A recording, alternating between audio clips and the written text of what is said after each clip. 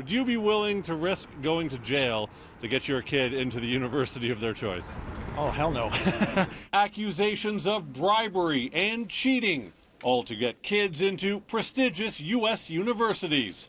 Truly a story made for Hollywood, and as it turns out, one that could only happen south of the border. This couldn't happen in Canada because we have very different admissions processes and we have a different system for our universities in general. One of the key things is that in the United States they have the standardized admission test, or the SAT. Most undergraduate programs in Canada don't require that.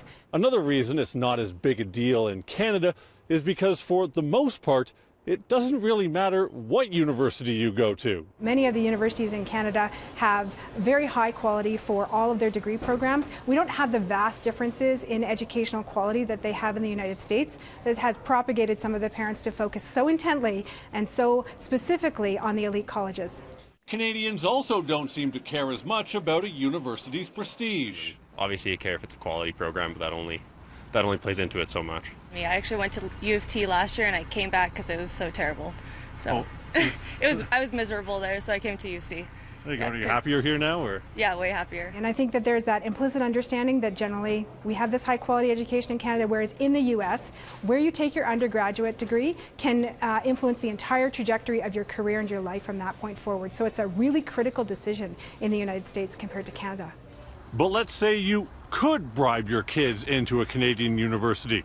Would you be willing to risk going to jail to do it? Oh, hell no. Kids got to learn that they got to follow the rules just like everybody else, so that's a terrible way of teaching them a lesson if you're not going to follow them as a parent. No.